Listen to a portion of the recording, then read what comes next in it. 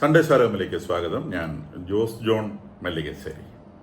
ഇക്കഴിഞ്ഞ ജൂലൈ 8 ഇസ്രായേലിലെ ഷീലോ പട്ടണത്തിൽ ചുവന്ന പശുവിനെ ബലി കഴിക്കുന്ന ഒരു ചടങ്ങ് ഇസ്രായേലിലെ ഇപ്പോഴത്തെ പ്രധാന പുരോഹിതൻ നിർവഹിച്ചു എന്ന കൗതുകമുണർത്തുന്ന ഒരു വാർത്തയാണ് ഇന്ന് നമുക്ക് പറയാനുള്ളത്. ഇസ്രായേലിൻ്റെ ടെമ്പിൾ, അവരുടെ ദേവാലയം, രണ്ടാം ദേവാലയം AD 70 റോമ സാമ്രാജ്യത്തിൻ്റെ പിടിയിലകപ്പെട്ട് തകർക്കപ്പെട്ടതിന് ശേഷം അവരൊരു മൃഗബലി നടത്തിയതായി ചരിത്രമില്ല. അപ്പം ആ മൃഗബലി പിന്നീട് നടത്താഞ്ഞത് അവരുടെ ദേവാലയം നഷ്ടപ്പെട്ടു പോയതുകൊണ്ടും മൃഗബലി നടത്താനുള്ള സ്ഥലം നഷ്ടപ്പെട്ടു പോയതുകൊണ്ടുമാണ്. അപ്പം ആ മൃഗബലിയാണ് ഇപ്പോൾ ഷീലോയിൽ നിർവഹിച്ചു എന്ന് പറയുന്നത്. ഷീലോ എന്ന് പറയുന്ന പട്ടണം നമുക്കറിയാം, ഇസ്രായേല് കനാൻ ദേശത്തേക്ക് പ്രവേശിച്ചതിന് ശേഷം അവരുടെ ആർക്ക് ഓഫ് കവനന്റ്, വാഗ്ദാന പേടകം സൂക്ഷിച്ചിരുന്നത് ഷീലോ എന്ന് പറയുന്ന പട്ടണത്തിലാണ്. ഏകദേശം 369 വർഷം ഷീലോയിലായിരുന്നു വാഗ്ദാന പേടകം എന്നാണ് ബൈബിൾ സൂചിപ്പിക്കുന്നത്. അതിനുശേഷമാണ് സോളമന്റെ ദേവാലയം ഉണ്ടാവുന്നതും ആ ദേവാലയത്തിലേക്ക് ഈ ആർക്ക് ഓഫ് കവനന്റ് മാറ്റിവെക്കപ്പെടുകയും ചെയ്യുന്നത്. ആർക്ക് ഓഫ് കവനന്റ് എന്നത് വാഗ്ദാന പേടകമാണ്. അവര് ജൂതന്മാര് പഴയ നിയമ കാലഘട്ടത്തിൽ ദൈവസാന്നിധ്യമായി കരുതിയിരുന്ന, ദൈവസാന്നിധ്യമുണ്ട് എന്ന് കരുതിയിരുന്ന ആർക്ക് ഓഫ് കവനന്റിന്റെ കാര്യമാണ് ഈ പറയുന്നത്.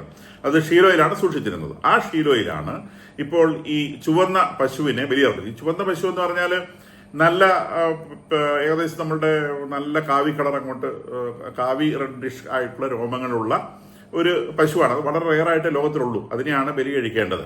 അത് പണ്ട് ട്രഡീഷണലായിട്ട് യഹൂദയ പ്രദേശത്ത് വളർത്തിയിരുന്ന ഒരു സാധനമാണ്. പിന്നീട് നഷ്ടപ്പെട്ടു പോയി. യൂതന്മാർ ലോകം മുഴുവൻ ചെതറിക്കപ്പെട്ടതോടെ അത് നഷ്ടപ്പെട്ടു പോയി.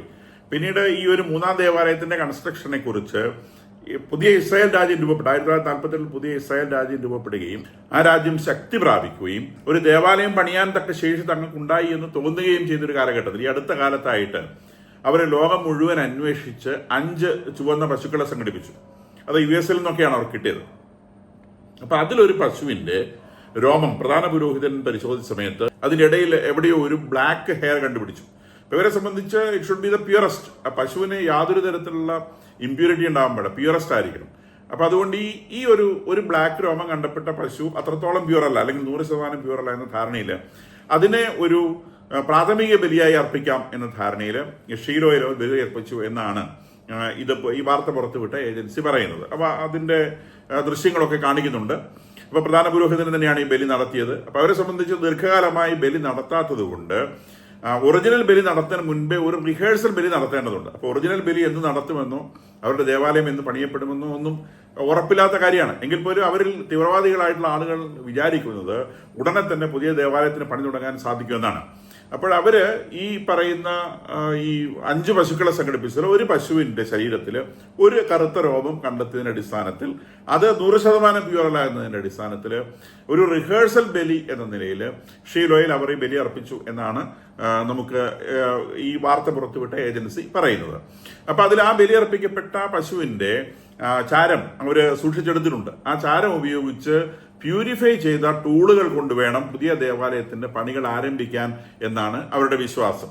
മുഴുവൻ അതിന് ഉപയോഗിക്കുന്ന JCB ആയിക്കോട്ടെ, വാട്ട് എവർ ഇറ്റ് ഈസ്, എന്ത് തരത്തിലുള്ള ആയുധമാണ് അവരതിന് ഉപയോഗിക്കാൻ പോകുന്നതെങ്കിലും ആ ആയുധമൊക്കെ ഈ പശുവിന്റെ, ഇപ്പോൾ ഇവർ ബലിയർപ്പിച്ച പശുവിന്റെ അതിന്റെ ചാരം കൊണ്ട് പ്യൂരിഫൈ ചെയ്തിട്ട് വേണം ഉപയോഗിക്കാൻ എന്നാണ് അവർ വിചാരിക്കുന്നത് എന്നാണ് ഈ വാർത്ത പുറത്തുവിട്ട ഏജൻസി പറയുന്നത്. അപ്പൊ അതിന്റെ ചാരം അവര് സംഘടിപ്പിച്ചിട്ടുണ്ട്. ഇനി എവിടെയാണ് പുതിയ ദേവാലയം പണിയാൻ സാധിക്കുക?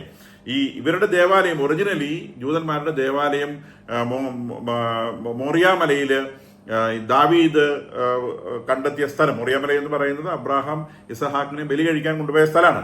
ആ ബലി കഴിക്കാൻ വേണ്ടി അബ്രാഹാം ബലിപീഠം പണിത സ്ഥലത്താണ് ഇസ്രായേലിന്റെ ആദ്യത്തെ ദേവാലയം ദാവീദ് പണി തുടങ്ങുന്നത്. ദാവീദ് ആ സ്ഥലം കണ്ടുവയ്ക്കുകയും സോളമൻ അവിടെ ദേവാലയം പണിയുകയുമായി ചെയ്തിട്ടുള്ളത്.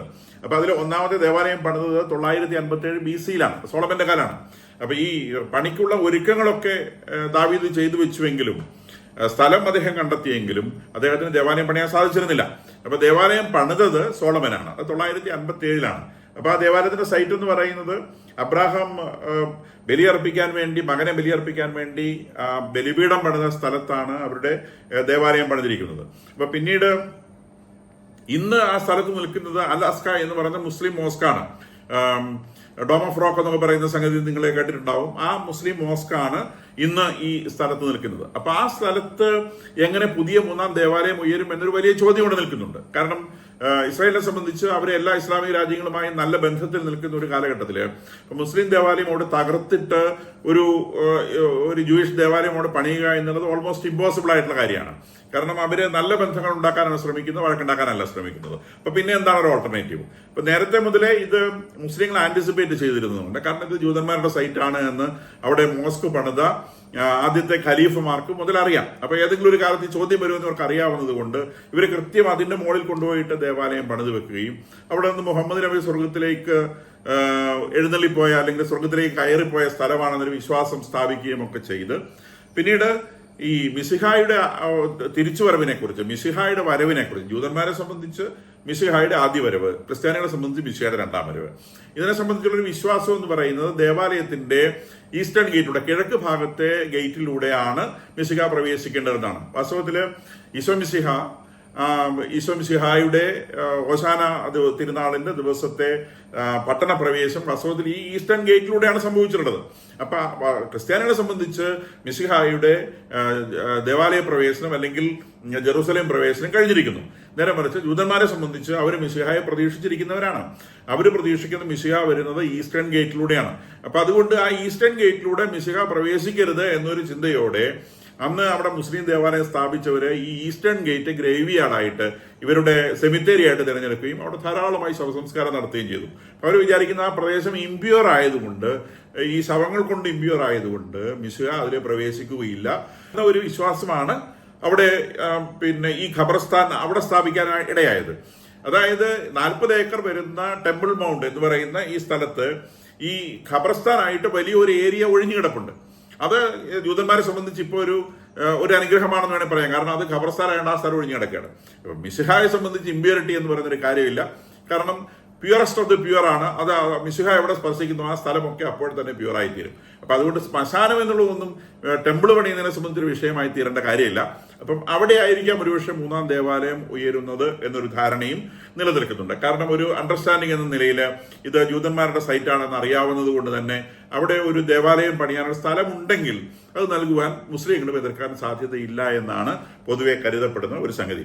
അപ്പൊ അവിടെ എത്രയും വേഗം ദേവാലയം പണിയണം എന്നൊരു ചിന്തയുടെ ഭാഗമായിട്ടാണ് ഇപ്പോൾ ഈ ചുവന്ന പശുവിനെ സാക്രിഫൈസ് ചെയ്തിട്ടുള്ളതും ദേവാലയം പണി തുടങ്ങുമ്പോൾ ഒറിജിനൽ സ്ഥാനത്ത് ബലി കഴിക്കുവാനായി 4 പശുക്കളെ അവർ റിസർവ് ചെയ്ത് വെച്ചിട്ടുള്ളതെന്നും നമുക്കറിയാം. അപ്പൊ നമുക്കറിയാവുന്നതുപോലെ ഒന്നാമത്തെ ജെറുസലേം ദേവാലയം സോളമനാണ് പണിതത് 957 അത് പിന്നീട് നെബുക്കദ്നേസർ, ബാബിലോണിയൻ നെബുക്കദ്നേസർ ഈ ദേവാലയം കീഴടക്കി. ഈ ദേവാലയം എന്ന് പറയുന്നത് നമ്മളുടെ രാജാക്കന്മാരുടെ പുസ്തകത്തിലാണ് ഇതിന്റെ കൂടുതൽ വിശദീകരണം മുഴുവൻ കൊടുത്തിട്ടുള്ളത്. ദേവാലയത്തിലെ ഹോളി ഓഫ് ഹോളീസ് എന്ന് പറയുന്ന ഒരു സ്ഥലമുണ്ട്. അവിടെയാണ് ഈ ആർക്ക് ഓഫ് കവനന്റ് പ്രതിഷ്ഠിച്ചിട്ടുള്ളത്. വാഗ്ദാന പേടകം അവിടെയാണ് വെച്ചിട്ടുള്ളത്. അതിൽ വർഷത്തിൽ ഒരിക്കൽ മാത്രം, യോം കിപ്പോർ ഡേ, പാപപരിഹാര ദിനത്തിൽ മാത്രം പ്രധാന പുരോഹിതൻ മാത്രം അവിടെ പ്രവേശിക്കുകയും അവിടെ ബലി കഴിച്ച ആടിന്റെ രക്തം കൊണ്ട് ഈ ആർക്ക് ഓഫ് കവനന്റ് മുകളിൽ തളിക്കുകയും ചെയ്യുന്ന കാര്യങ്ങളൊക്കെ രാജാക്കന്മാരുടെ പുസ്തകത്തിൽ പറഞ്ഞിട്ടുള്ളത് നമുക്കറിയാം. അത്രയും ഹോളി ആയിട്ട് ലോകത്തിൽ ഒറ്റ ദേവാലയം ജൂതന്മാർക്കുള്ള ഒരൊറ്റ ദേവാലയം, ആ ദേവാലയത്തിലാണ് ഹോളി ഓഫ് ഹോളീസ് എന്ന് പറയുന്ന സ്ഥലമുള്ളതും ആർക്ക് ഓഫ് കവനന്റ് പ്രതിഷ്ഠിച്ചിട്ടുള്ളതും. ആ ദേവാലയമാണ് 587 BC ബാബിലോണിയ, ഇന്നത്തെ ഇറാഖാണ്, ബാബിലോണിൽ നിന്ന് നെബൂഖദ്നേസർ പിടിച്ചടക്കുകയും അങ്ങനെ ദേവാലയം അദ്ദേഹം നശിപ്പിക്കുകയും ചെയ്തു. ദേവാലയം നശിപ്പിച്ചു, അവിടുത്തെ സാധനങ്ങൾ കൊണ്ടുപോയി എന്ന് പറയുന്നുണ്ട്.